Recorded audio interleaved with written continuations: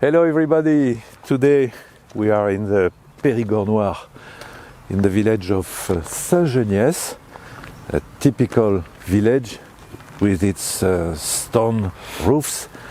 We call them the laws. These laws are made of limestone. It's very typical, and there are still plenty of roofs that are covered with laws, like the chateau or the church. And don't forget the 12th century Romanesque keep. Yes, although it's a ruin, nevertheless it's an interesting building.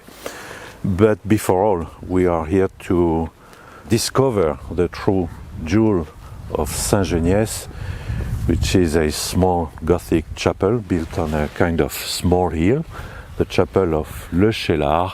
Actually, it's just beside us to the left. Okay. So let's go discover those paintings.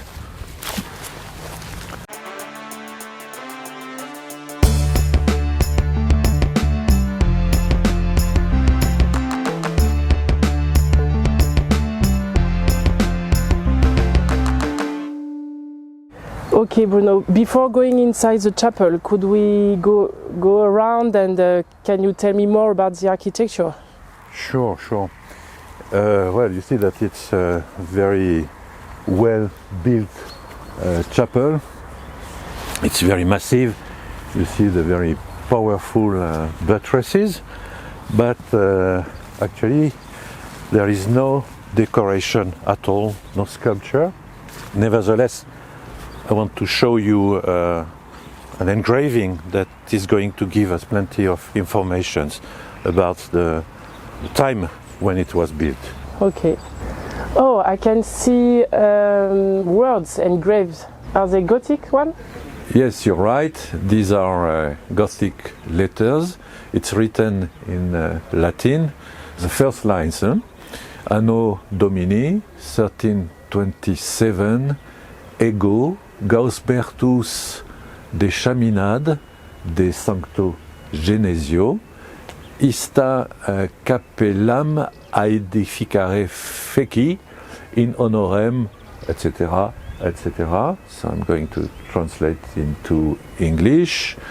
In the year of our Lord 1327, I, Gausbert of Chaminade, is the name of a person, from the village of Saint Genies, I had this chapel founded.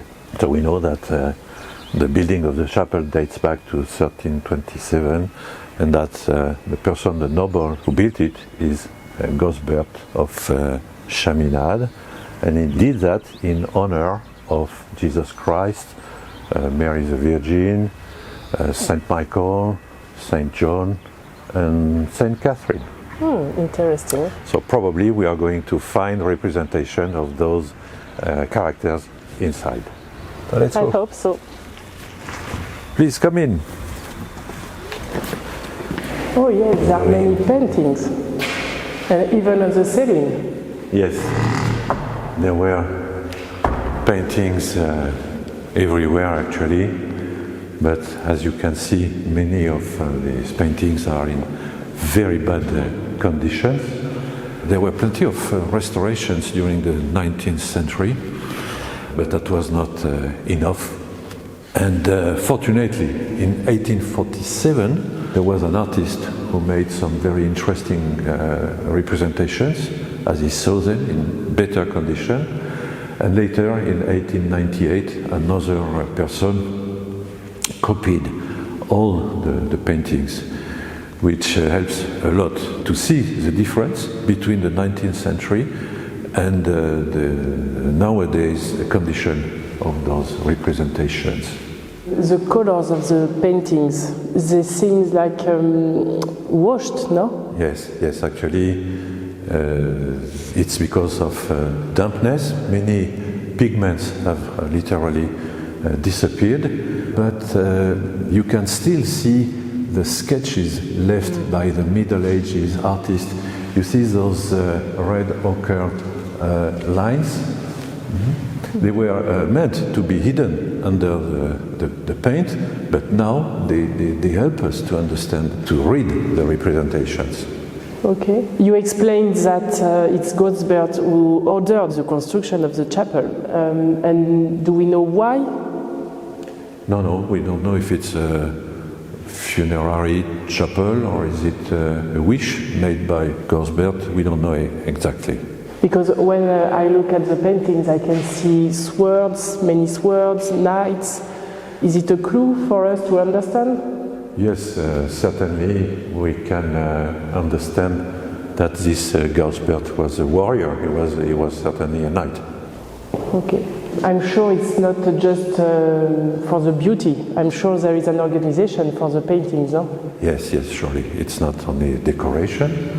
There is an organization in the paintings, and you can see that from the bottom to the top there are three different levels, three different registers. The bottom register, you can see nothing now. All the paintings have disappeared, but thanks to you remember the drawings I told you made in 1847 and the copies of the last years of the 19th century, we know that there was a representation of a curtain decorated with little branches and flowers. But most interesting is the middle register, which is in better condition. Plenty of paintings. They start from the second red line, and if you like, we can start to decipher, to describe them from the middle of the main gate. And this is the stoning of Saint Stephen. Which are the clues telling that is Saint Stephen's? I understand your question, because in the middle we see nothing, but on both sides you can see those two guys, and they look like throwing stones. And yes, we know that Saint Stephen, who is the first martyr, was killed by stoning. But sure, we cannot be sure.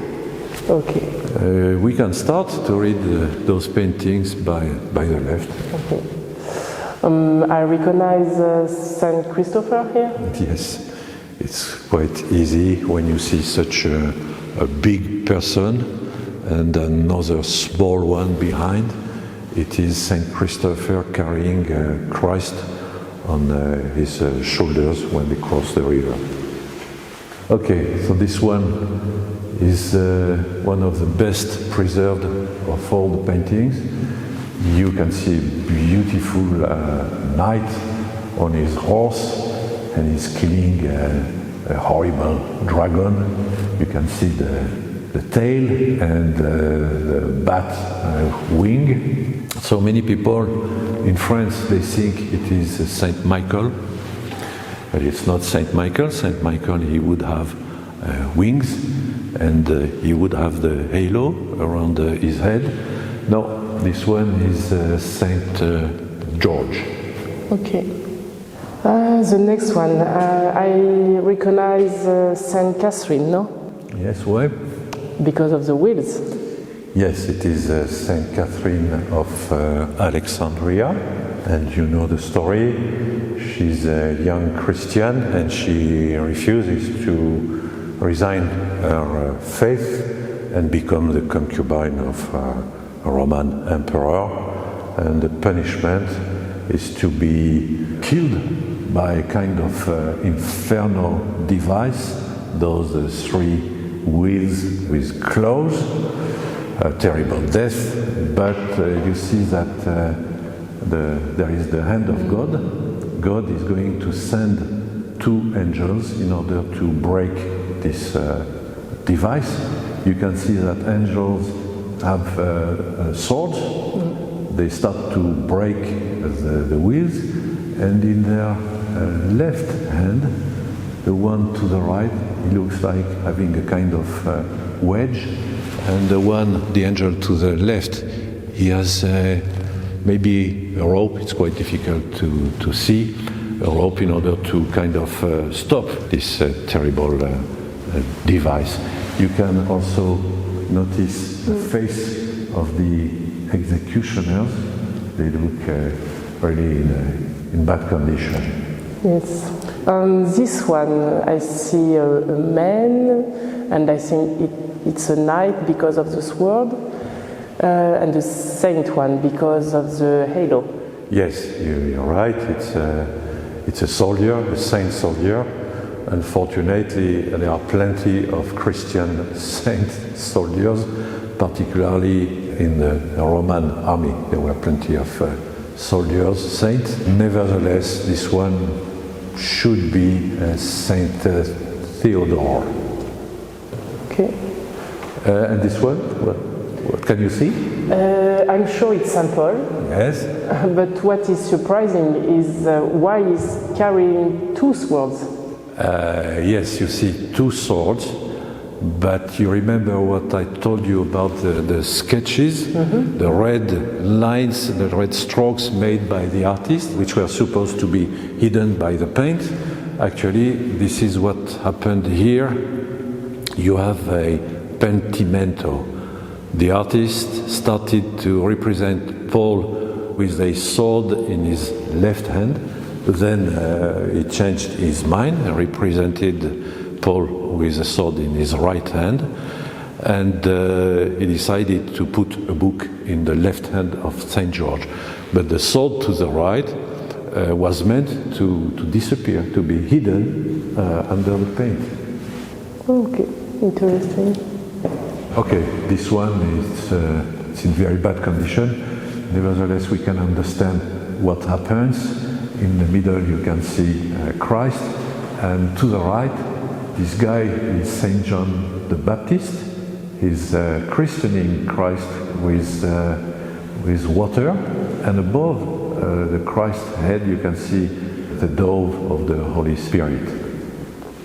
So let's pass to the next one, to the left of the main window, which is in very bad condition, very difficult to understand, but thanks to the drawings, the copies made in 1898, we know that it is the martyrdom of another John. There we have John the Baptist, this time it is John the Apostle, John the Evangelist. It's the moment of his martyrdom when he was boiled in oil, but fortunately he was saved by God, and you can see the hand of God getting out of the clouds above the head of Saint John. This one is easy. It's Saint Peter with his key. Yes. So let's see the other one now. Yes. This one is more difficult to understand. You can see a man. He has also a halo. You see the hand of God. It would be Saint Thomas Becket. Saint Thomas Becket was Archbishop of Canterbury, and he was assassinated upon order of the King of England, Henry II. And you can see the moment when he is killed by one of the knights of the king. You see that the knight is literally cutting his head with a sword, when with the other hand he is stabbing Saint Thomas with his dagger. Why can we say that it is Saint Thomas? Because of the mitra to the right, it has fallen from the head of the saint. It was in 1170, and very soon, after 3 years, Saint Thomas was canonized, and the cult of Saint Thomas spread all over Western Europe quite fast. By the way, you can see again the beautiful belt of the knight with the sheath for the sword, and beside, it's not the sheath for his dagger, but it is the extremity, the tip of the belt, which is hanging. It's a mistake that plenty of people do often. So let's go to the other one. To be honest, I can't see anything. I don't understand at all what's happening here. It's not that difficult. If you carefully watch, you can see an angel to the right. You can see his wings in his right hand. He has a very big, large scale. So when you see an angel with a scale, you can be sure that it is Saint Michael. And if you carefully watch, you can see that in one of the bags of the scale, there is a small person who is praying Saint Michael, a nude person. This is the way how in the Middle Ages they were representing the soul. And you see that the scale and the basket with the small guy inside is leaning towards the right side, so the soul will be saved. But if you very carefully watch, I know that it is not easy, but under the scale you can see a red shape. Actually it's a devil, and with his right hand he tries to press the other basket to make the scale lean towards the wrong side. It's very, very frequent, this kind of representation in the Middle Ages. Okay, so the two last representations of this middle level. It's difficult to see to the right, but this is Saint Andrew. You vaguely see one hand and the piece of the X-shaped cross where he was crucified. Here it's in much better condition, this one, the last one. You see that it is a monk. He has a kind of belt, actually it's not a belt, it's a mere rope with some knots, it's quite characteristic, but above all he has the stigmas, the scars left by the nails, the cross, and another scare in the chest, which it's a reproduction of the scales of Christ. And of course this person is Saint Francis of Assisi. Okay. And that's it for this middle register. So now let's see what is remaining of the last register under those rib arches. The painting I prefer is the one of St. George, but I don't understand why it's painted here in France. We find Saint George. Saint George is a patron saint of England, actually. You find another saint, you remember Saint Thomas Becket, Archbishop of Canterbury, and here we find where is he? Saint Andrew, Saint André in French. You know the patron saint of the Cathedral of Bordeaux. Bordeaux was the English town in France. It's the Cathedral Saint Andrew. So it makes three references to England, which is not that surprising, because we can consider that this Gausbert de Chaminade was obedient to the King of England. Actually, this area remained English until 1411. Okay, that makes sense. So now let's pass to the upper level of the paintings, and we can imagine that beside the central image of Jesus during the Last Supper, you see him in the middle of the wall, and if you carefully watch, you see the head of Saint John. And now, to my left, you can see a cycle which would be regarding the last hours of Jesus. And both cycles are going to join on every side of this central window, which is facing the rising sun, in other words, the resurrection. Yes, of course. Let's start by the cycle of Mary the Virgin. It could start to the left of Jesus, you see 4 persons. At least one is a woman, the 4th one.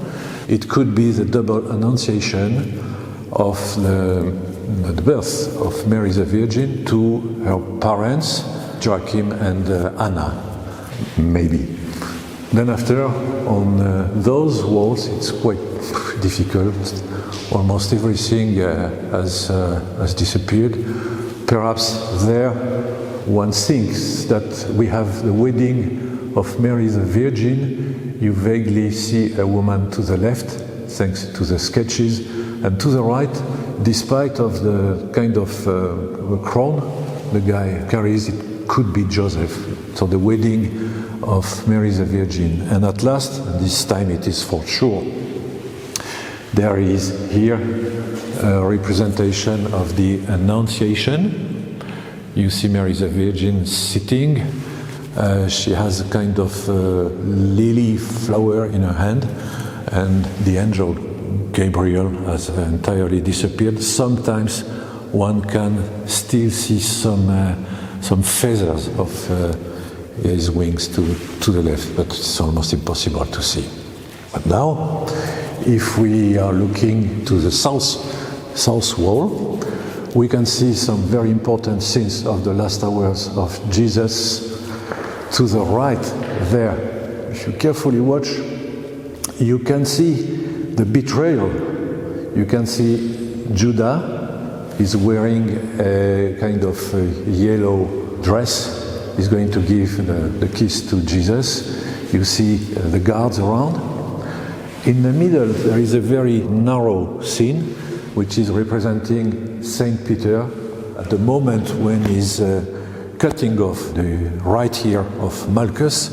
Malchus was a servant of Caiaphas, who was the great priest of the Temple of Jerusalem. And then to the left, you find the mocking. In other words, Christ is blinded thanks to a kind of veil on his face, and is beaten by his persecutors and insulted too. Then, if we pass to the next register, you can see Christ who is tied to a column and is whipped by other persecutors. There, okay, it's very difficult. Well, let me just tell you that it is the carrying of the cross when the persecutors put the cross on the back of Jesus, or is it this man Simon who helped Christ to carry the cross? It's impossible to know, but what is for sure is that the last representation is, of course, the most well known. It is a crucifixion. You still can see the right arm of Christ. Vaguely behind is the cross, and to the left is a person who should be either Mary, his mother, or Saint John. And again, it's important, it's normal, it's very symbolic that we find both representation, Annunciation and crucifixion, the beginning and the end of the story. Thank you very much, because now I understand probably what is in Gausbert's mind, and which were his favorite saints. Yes, absolutely. I think that we gave a convincing explanation of the organization of the paintings, and we tried to let you understand the deep meaning of the paintings, although some explanations are hypothetic, which is quite normal, but if you have other hypotheses, let us know in the comments.